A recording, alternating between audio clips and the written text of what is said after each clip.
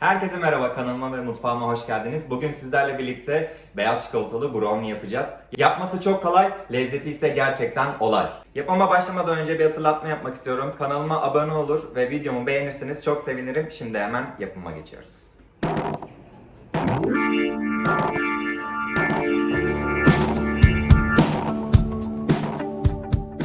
Öncelikle çaydanlığımızın yarısını suyla dolduruyoruz ve suyun kaynamasını bekleyeceğiz. Çünkü çikolatalarımızı üzerinde eriteceğiz. Benmarin usulü eriteceğiz.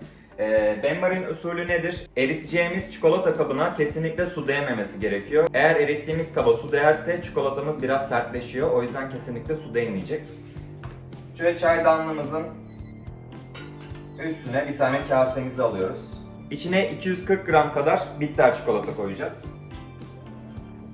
Evet, çikolatalarımız biraz eridikten sonra 5 yemek kaşığı tereyağında çikolata erittiğimiz kaba alıyoruz ve ikisinin birden güzelce erimesini bekleyeceğiz.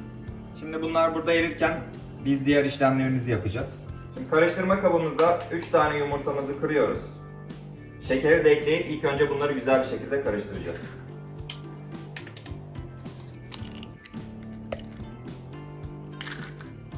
Yumurtalarımızı ekledikten sonra bir su bardağının yarısından biraz daha fazla şekerimizi ilave ediyoruz. Ve bunları güzelce çırpacağız. Çikolata ve tereyağlarımız güzelce eridi. Yumurta ve şekerimizi de güzelce köpürtene kadar çırptık. Çikolatayı yumurtanın içine ekleyeceğiz fakat şu an çikolata sıcak olduğu için biraz soğumasını bekleyeceğiz. Ardından ekleme işlemini gerçekleştireceğiz. Yumurtanın içine çikolatayı olduğu gibi boşaltıyoruz. Çikolatamızı ekledikten sonra içine bir çimdik tuz, yarım su bardağından biraz daha fazla un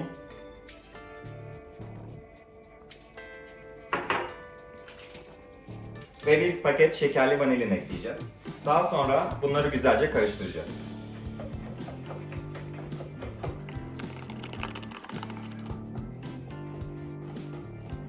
Karışımımızı hazırladıktan sonra hemen pişirme kabımıza boşaltacağız. Pişirme kabına az bir şey koyduktan sonra orta kısma beyaz çikolataları yerleştiriyoruz. Onun üstüne de kalan çikolata karışımımızı koyacağız ve fırına vereceğiz. Evet, pişirme kabımızın altına çikolatayı koyduktan sonra araya beyaz çikolatalarımızı ilave edeceğiz.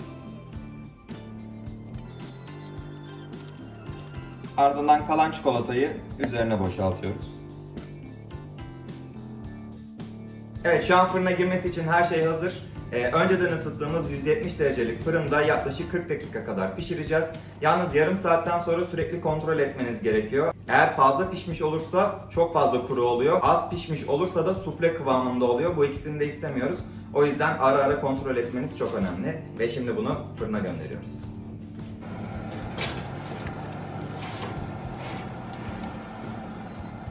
Hemen sıcak sıcak servis etmeyeceğiz. Şimdi burada soğumasını bekleyeceğiz. Biraz soğuduktan sonra güzelce servis işlemini gerçekleştireceğiz.